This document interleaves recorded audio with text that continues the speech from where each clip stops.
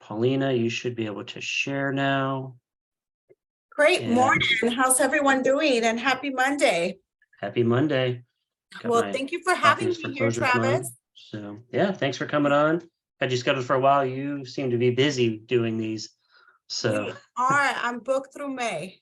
yeah, wow. I require a couple of months in advance notice, but I'm great and happy to be here. And I acknowledge all of the attendees for being here. I could tell the difference between an agent, a property manager, and a realtor that stays up to date, and the way they do know how the field evolves.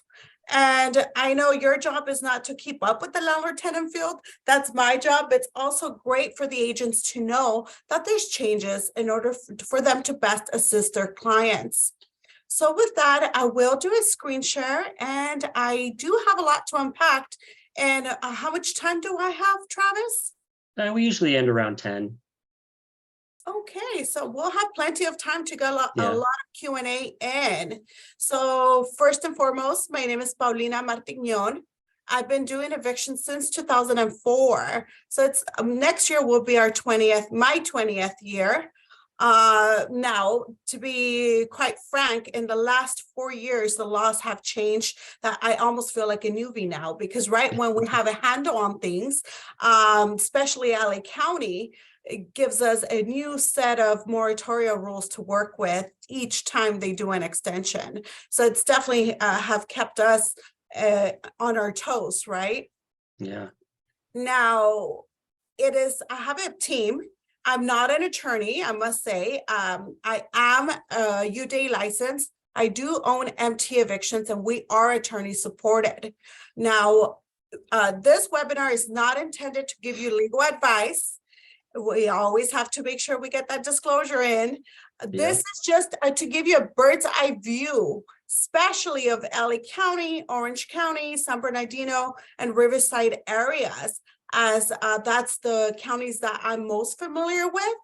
And just know that every situation requires a consulting appointment with a trained professional. So when I do ask if I'm going to be doing Q&A, I may be giving a lot of general answers, and if time permits, and I could ask my follow-up questions in order to give you a more precise answer, I will. Okay, with that, this is the agenda. Rent control, rent registry. I'm going to really kind of focus in LA County, LA City, which is where I call that area my problem child. And it's the most cumbersome area that we deal with. Then I'll go into rent increases, our office protocol, our fees, because, you know, if I don't discuss fees, later on my team gets mad when they get the calls expecting a free consult. And then, of course, we're going to cover Q&A. So let me start with this slide here. So this is interactive. I don't know if we have the attendees that could ask questions or whatnot, but I don't mind. If you want to unmute and ask, that's perfectly fine with me. But first of all, we do have rent control layers. So who here knows that we've had state rent control for 3 years now? You can use the chat functions and the other functions in there. It's just easier if we don't have everybody talk, because there's a lot of background noise. That's true. When we get 30, 40 people in here, sometimes it gets a little crazy. That's true. This is a bigger crowd. But, well, if you haven't heard already, and I know COVID really placed a shadow over the new regulations, but we do have federal rules that's mainly for Section 8 tenancies. Now we have state rent control that came into play as of August 1st, 2020, actually January 1st, 2020. And then due to COVID, LA County stepped in, and other counties as well, such as Alameda County and San Diego County, with their own set of rules. And then cities decided to imply stricter rules. So with that, we do have intertwining rules that we need to worry about. And the determining factor for landlords to know what rules to follow really comes down to the year your property was built. So example, if your property's sitting in LA City and the property was built before 1978, you will have a LA City rules to abide by. Now, if the property was built after 1978, you'll have a slightly less restrictions to abide by, and properties built in the last 15 years will be subject to different rules. So with that, we could have 5 different properties in the same neighborhood, and each property will be subject to different regulations. So as such, it's not a one size fits all. Now, in LA County alone, we have 88 cities. Out of those 88 cities, we have 32 that have introduced a new set of guides for landlords in order for the landlords to follow rules such as rent increases or allowable eviction rules. Example, LA City could tell a landlord, hey, landlord, if you buy a property and you need to evict the tenant, they're subject to relocation fees of up to $22,000. You can have the same scenario in Inglewood, and Inglewood will require 3 months of rent as exchange of relocation. So it really varies by area. Now, most of these areas are now requiring rent registries. So when a client comes to me, my job is to make sure that the foundation is going to be strong in order to withstand what an eviction lawsuit is in court. So we go through the checkoff list. Is the property registered?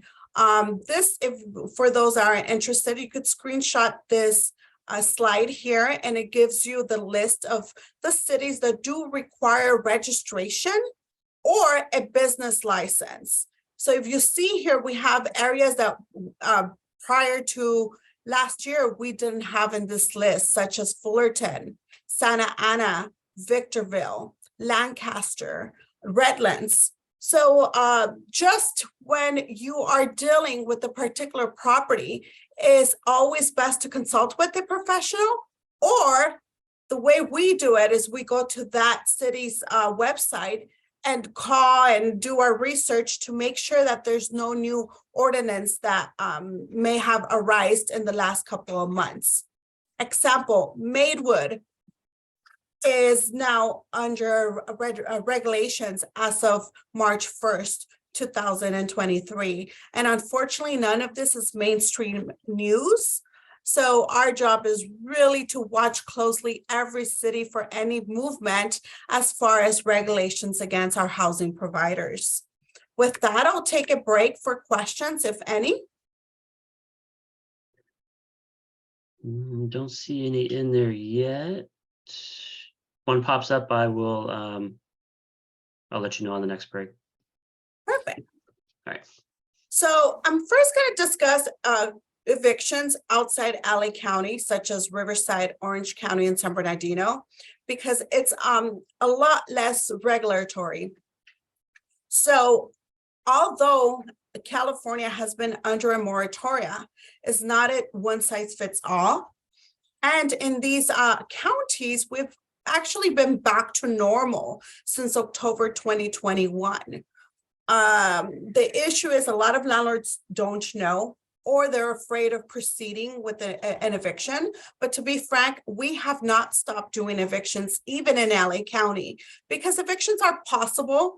Courts accept anything that gets filed. Now, our job is to prove our case.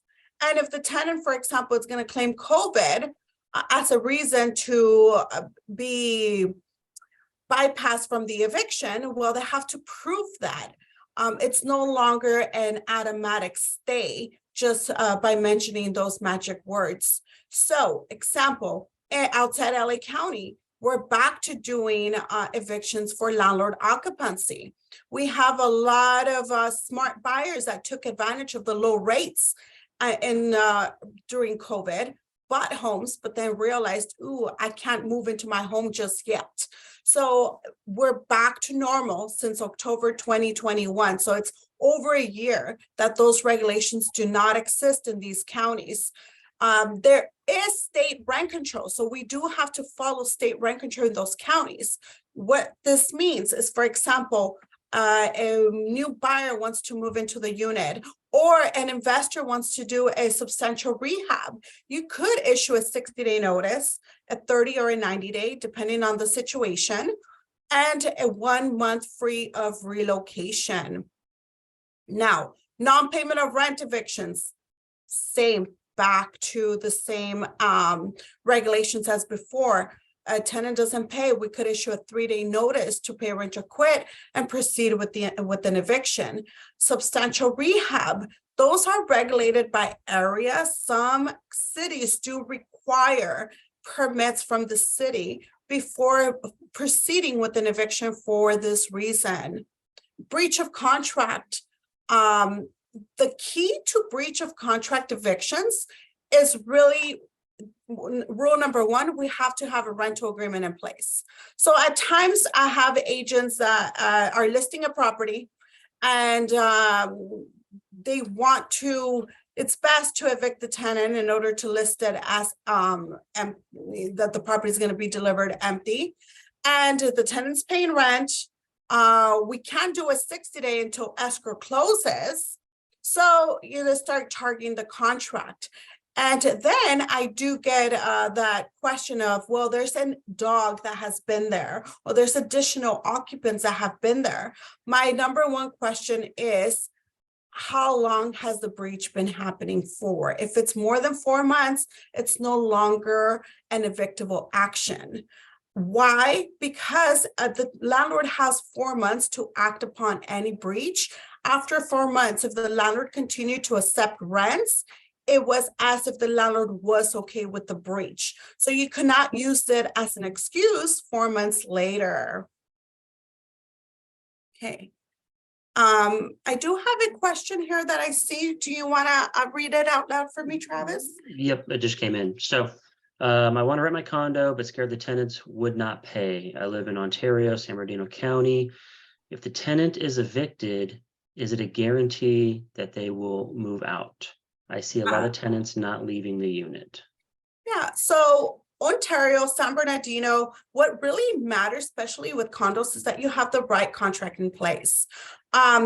If the property is not under an LLC, you will actually be exempt from any and all rent control rules, including state law, so as long as your contract does exercise your right to be exempt. So the number 1 issue I see is a car rental agreement. Car rental agreements are fine if you know what you're doing. There's 3 parts to any rental agreement, which I call it the meat. Step 1 is the traditional 18-page contract. Step 2 is your governing law addendum. That's mandatory, and a lot of agents or owners are bypassing that step due to lack of ignorance. So you do want to make sure professionals preparing your contract, because I do see landlords that should be exempt from rent control that don't exercise that exemption, and now we have to follow state law. And state law, you have to remember, you're going to follow a different set of regulations. Now, if you have a right contract in place, of course, there's no guarantee for anything, because we need to make sure that landlords correctly. If, for example, your property, the tenant stops paying the rent because the property has not been upkept, fumigated, or there's issues with the water heater, for example, nowadays, tenants do have the right to stop paying rent until an issue is fixed. So there's no guarantee of anything. However, we want to make sure we check the foundation. And if the foundation is correct, of course, you're going to be successful in an eviction. When you're not successful in an eviction, is because there's something wrong with the tenancy. And it could have been an illegal rent increase from 5 years earlier. Now, real quick, we're talking about single family detached, not 2 or more units, correct? As you're going through the slides. And for this scenario, it's a condo, so condo will qualify for that scenario. Yes, yes. Backtrack 1 to your slide, actually. Okay, so condos, single family dwellings, and townhomes as well as properties built in the last 15 years are exempt from state rent control. Okay.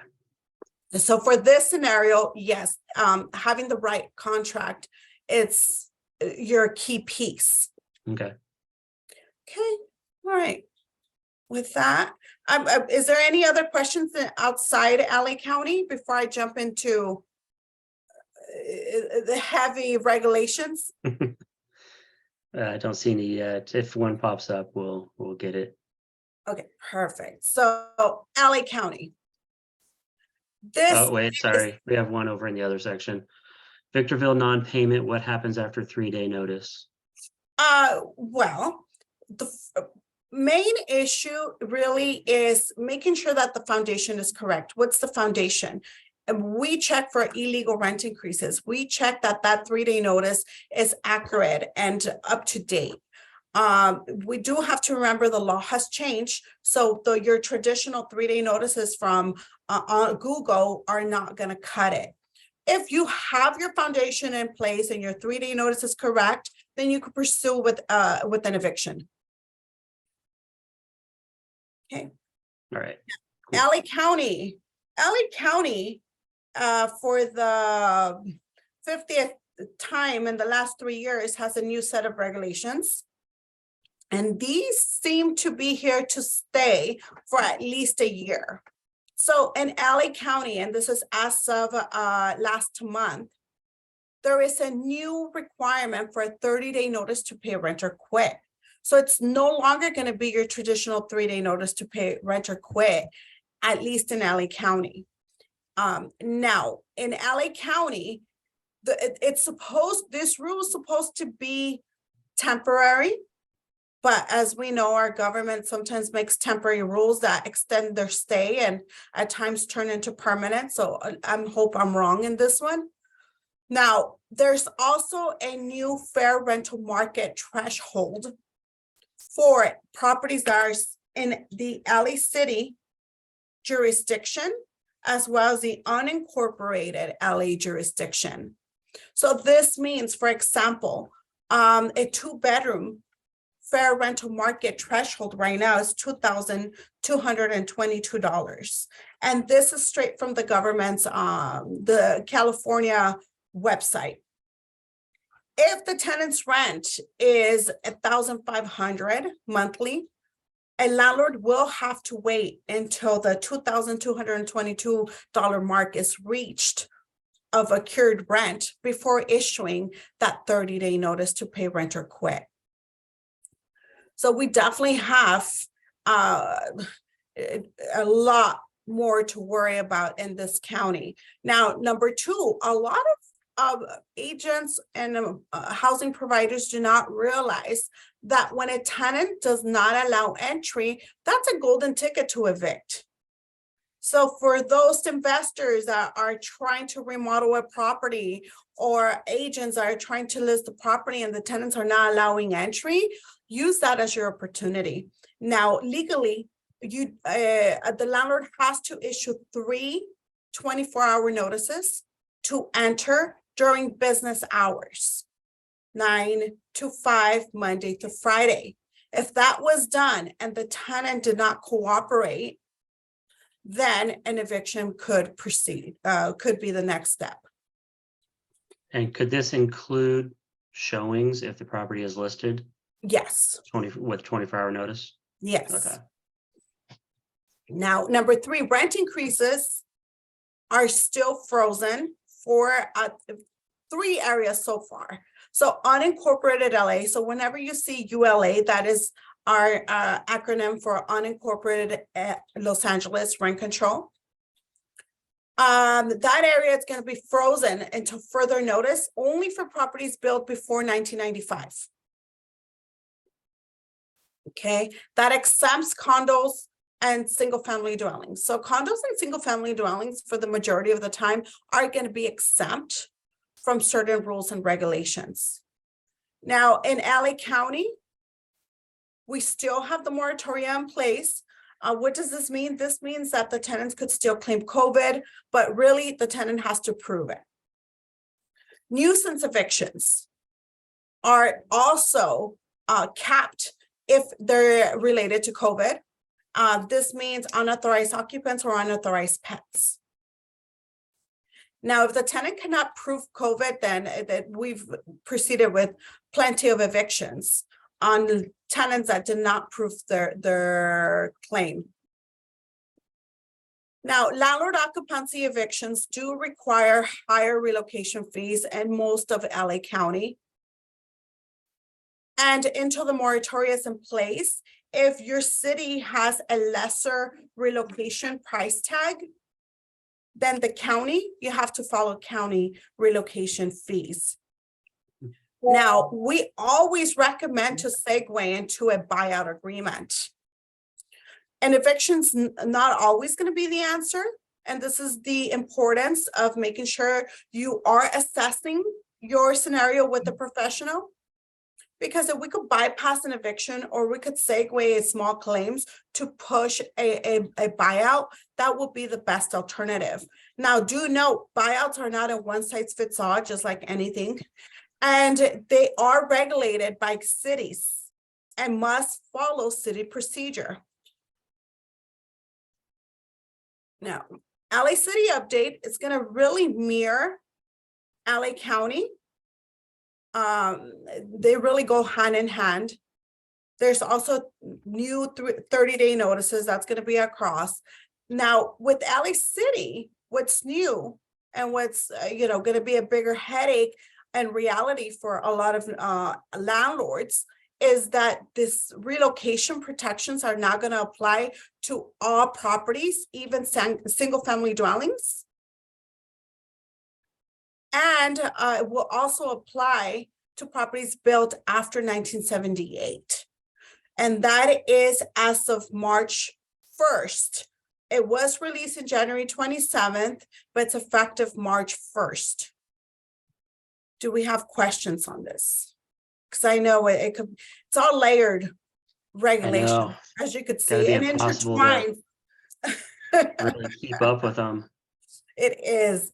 What do you think is the reason why they bracket the year built to home into what applies to evictions? It's the year that the regulations were passed. So example, LA City rent control came into play on October 1st, 1978. And that is the underlining factor for the differences on rent increases, at least. Okay. And throughout, if you don't have individual rent control in a city, or even if you do by a later date, due to Costa-Hawkins that got passed in 1995, that is why some cities have that year as the outline date. Okay. Yes. Fun stuff, right? Fun stuff. Worry, you're not here to remember it all. This is why you have companies like ours. We're here to make sure agents and landlords don't get into problems. And if they do, I mean, I'd rather have them see me before they get into it. A problem is less expensive for them. But if they do walk themselves into something they didn't know, we're here to solve it to the best of our ability. Now, rent increases, once again, it really depends on the area. And one thing to point out is whenever we're under a state of emergency, we're going to be capped at the 10%. So we were under state of emergency for 3 years due to COVID. Then it shifted due to the floods. And right now is due to snow. So we're in an indefinite state of emergency for now. There's always going to be a reason why. So for now, we cannot go above 10%. If you have individual rent control, your individual rent control is going to let the landlords know what is their max. Their max could be 0% to 3 to 5 to 8. It really depends on your local jurisdiction. I think somebody raised their hand for a question. You could unmute yourself. This is someone just said this is confusing. This is why you hire companies like this. You know, when Totally I started agreed. doing evictions in 2004, it was just transactional work. a lot of landlords used to be able to do their own evictions, right? Yeah. Even illegal rent increases were fine if the tenant was paying them. And over the years, it's really changed drastically, especially in the last 4 years, to the point that if even law offices, if they don't stay up to date, they're not going to be able to do all areas or certain cities. Like, we stay out of certain cities because it's just too much to remember. Yeah. We had one ask about San Diego County. I don't think that you specialized in San Diego County, but Yeah, I do not touch San Diego County because we don't have enough business in that area to really dive into that law, but there is rent control in San Diego. yeah. That is familiar to LA County.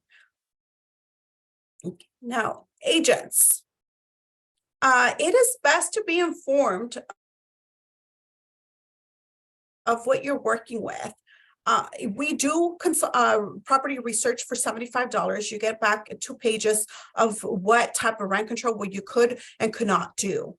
Now, I'm going to give you an example. We had a buyer who came to us after purchasing the property, and which they assumed it was under LA City rules. Due to the fact that everyone assumed it was under LA City rules, and part of the sale, the seller lowered their price of the home and left $30,000 in escrow to assist with the relocation and eviction cost. Once that buyer came to me and we did our research, we realized you're not subject under LA City rules because the property was built in 1996. We could actually give a 60-day notice with only 1 free month of rent. You know how happy that seller was and how unhappy, how happy the buyer was and how unhappy the seller was, because he reduced his property, left money in escrow for relocation, and I'm pretty sure that hurt the agent's commission. So it's always important to know what you're working with. A lot of people assume I'm in LA City, I'm subject to X, Y, and Z, and there could be exceptions. There's exceptions to every rule. With that, if you're representing the seller, make sure that you don't promise the property vacant. Do verify that if there are legal notices in place, that you verify that those are actually valid. Do not prepare your own legal notices. If you're representing the buyer, do not tell your client that they could increase rents upon purchase unless you have verified, or that they could evict upon purchase for landlord occupancy. There are life tenancies that are protected in certain jurisdictions. If you are purchasing property with tenants in there, make sure that you do get a tenant estoppel certificate and a rent roll. Just know having the right paperwork protects your rights, and knowing what you're working with. Example, the question I have here about the condo in Ontario, San Bernardino, that's the best type of scenario you could have, a condo in that area. It's not as scary as it may seem. Not because you get nightmare stories of other counties, that means it applies to you. It's totally different feel. Even if you're in LA County, just by the different city that you're in, you're going to get a different experience. With that, I'll take questions if there's more. Looks like one of them is how much does it cost to evict, which I know you're going to go into the fees. And then, do you serve more to tenant or landlord or agent? We're landlords only, so we do not serve tenants. There's a lot of free help and resources for tenants. As such, we are loyal to our landlord community. That it could be agents, realtors, investors, property managers, any part really for the housing side, the housing provider side. Now I'm going to go, the other questions I think will be best answered after I do the next 2 slides. Yep. First, we do have a strict policy of appointment only. The reason being, there's no simple questions, there's no general answers. And it's a legal liability for our receptionist or our virtual team that handles emails to answer a quick question without a consulting appointment. There could be different variables that we don't know that we could only discover by doing that consulting appointment. So if we do have anyone calling our team will not answer any questions, our receptionist or our virtual team, without booking an appointment, because I have consultants that are trained by me for years to answer and analyze and assess the scenarios to see what would be the best way to problem solve an issue. Once again, we're like us eviction companies, we're almost like a plumber. You don't want to use us, you have to. We don't want to just assume what the issue is. We may be able to fix it without such an expensive procedure. And that's really what our business here. If there is any inquiry, I have to ask at least these 5 questions. I need a full property address, number of units on the lot, year property was built, how ownership is held, and copy of that rental agreement in order to answer your question.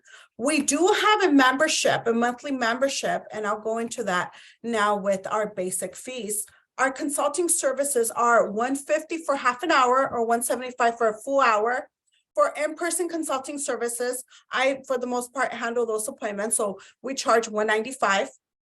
We do have attorney consulting appointments. Most of the time, the attorneys are out in court. So we try not to book them as much because they're busy in court. Legal notices. Of course, we start with the notice bundle. Out of 10 eviction notices that we do a week, only 2 turn into evictions. This is why we don't charge for the eviction up front, because sometimes you won't need it. Sometimes you just need that little push in order for the tenant to either start behaving or enter into a voluntary agreement. Voluntary agreements. We do those as well because they are regulated by area. Every area does have different requirements of timeframes and paragraphs that must be stipulated. Our monthly retainer program is $295 a month, includes 10 consults. So those consults are really, when you divide that, you're paying less than $30 a consult. And you get membership pricing. And we do monthly meetings to keep you up to date on everything that's going on. We also do rental agreements, property research, our eviction bundle pricing. Our eviction starts about $2,500. That includes the sheriff, the lockout, the process server, the filing fees, serving the tenant. So it's a flat fee that covers most of your costs that you'll need. And we do have our social media that you can follow us for updates. That's where we do notify all of our clients of any new changes with the law. And of course, memes about with the scenarios and the politics that are going on with our landlord-tenant issues. With that, I'll answer the other questions that we have in our chat. Well, one was, do you prepare rental agreements? I just saw that on there for $175. Yes, we do. Okay. And then, yeah, go ahead. Last eviction I saw in Lake Forest took 6 months and $5,000 to the eviction company. Is that the norm? Well, it sounds like that's the norm when there's a headache. I would like to hear more. Was there something wrong with the eviction as far as an illegal rent increase or an improper notice? We can wait for that. Yeah. He said no. Well, then I would need to know more. But normally the eviction right now in LA County is taking about 4 months, 4 to 5 months. So yes, 6 months sounds about right now. Why? Courts have extended the time frame on everything in order to allow the tenant's opportunity to file an answer or dispute the claim. Why? It's all being done in the name of COVID and trying to avoid a higher homeless numbers, which I don't think the homelessness is tied into tenants that take advantage of the law, because trust me, people that we're evicting are not your average people that fell hardship over 1 month or two. Most of our evictions right now are tenants that haven't paid a dime for a year or two. Yeah, I agree with that. So what about in a scenario, we've got one right now where the landlord was renting out the house. He's a nice guy. He's renting out per room. No, well, actually he has a lease with one tenant. That tenant sublet these other rooms out. And so now we want to sell this house. So noticing all the tenants, what kind of things should we be looking What for in area is this the kind of property scenario? located in? This is Temecula. How many units? It's a single family built after 95. Okay, and most likely the lease did not exercise exemption rights to state law. As far as not being able to sublet, I actually haven't seen them agree on it. So single family dwellings are exempt from all these rules. So as long as the landlord did the right contract. Yeah, I don't think there's really much of a Most likely contract in that didn't place. happen. So when that Yeah. doesn't happen, you have to follow state law. Mhm. State law, we have one contract with one individual, even though he sublet, leased other rooms or units, we could just target that one individual because the contract is with that individual. The other rooms would be no landlord-tenant relationship for the actual landlord himself. So in that scenario, I would do a 60-day notice that the landlord is going to move in or for substantial rehab, and give them the 1 free month of rent and pursue. Now, if there's no rents being paid, then I will pursue a non-payment of rent case. Mhm. They are paying, but they're being difficult about showings, and we need to sell this thing. Yeah, And selling it with, this type of arrangement is not going to be beneficial. yeah. anybody. And in this situation, either the buyer purchases as is, and they could do a move-in for 60-day notice as landlord occupancy, or the seller gives a 60-day for substantial rehab. Okay. Yeah, it's actually Winchester. Irene's the one with that scenario. And then Paul has one. What is your take on short-term rentals, less than 30 days, if someone doesn't want to leave? Also, what is your take on someone breaking into the house, stayed there for a few days? Do you need a court to remove them? Okay, so first question, short rentals, some areas don't allow it. So if you're doing something that you're not supposed to do, it becomes a little cumbersome because courts frown upon giving you an approval when a landlord has not been in compliance. So generally, yes, you could definitely evict. For the answer to both is really the only way to remove anyone from personal property is through the eviction court. Criminal law will not come into play unless there was forced entry, like a broken window, a broken door, and it's been within 5 business days. After 5 business days, they could establish squatter rights. Yes, squatters do have rights, and you have to go through the eviction procedure. Okay.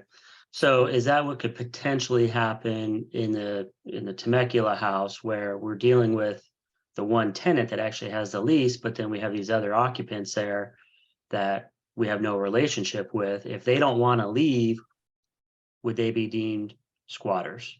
No, because they had authorization from the leaseholder to move in. Mhm. It would be simply no landlord-tenant relationship against them, but I wouldn't waste my time with that when you have a lease with the responsible party. Now, unless that responsible party that signed the lease vacated, now we could deal directly with them as a no landlord-tenant relationship issue. Okay. Interesting. Any other questions? Well, we have her attention. So this has really been informative. I always, I personally hate property management. So, Me too. We don't do that. yeah, and this kind of stuff, I just, I always refer out to an eviction company or something like that when it comes to these questions. I consider myself better than the average broker, but I do not keep up daily with tenant law and stuff like that. It's just something that I do not like, and I always refer it out. So, because of this, I mean, these slides you showed, I mean, how can you keep up with this if it's not your profession, I agree 1,000%. Focus on what makes you money Yeah. and delegate the rest. Yeah, I agree. So, okay, well, this was super informative. I know everybody was kind of excited for this one. I see we had a pretty good turnout. So, I really thank you for coming on. I'd love to have you on again, maybe, down the road a little bit. I know you're booked out, but maybe we can set something up for another Definitely. time Well, when thank more you for things are having happening me. again. So, And once again, this is not to scare you. This is not to sway you away from landlord-tenant relationships, but really to inform you and put this in your radar to ensure that do not assume and do not consult and do not do your own notices. That's definitely a recipe to walking yourself into even a lawsuit. yeah, it's worth the fee. I know it could be a little expensive up front, but man, that getting into trouble is much more expensive. So, Yeah, a lawsuit, attorney's fees are a lot more expensive than a 150 consult. oh yeah, try like $400 to $500 an hour. So, All awesome. right, team. Well, thank you so much for Yeah. having me. I'm gonna log off now. Have a Yep. great rest of your week, and thank you so much. Yeah, thanks for coming on. We'll see you. Take care. All right, Bye-bye. thanks. All right, we'll go ahead and wrap up about 10 minutes early today, so that's good. Hopefully you enjoyed the webinar, and give us a call if you need anything. She had her contact there. If you didn't grab it, let me know. I do have it. I highly recommend following her on Facebook. She does post updates and things like that as well. So that's actually how I connected with her. So with that said, hope everybody has a great week, and let us know if you need anything.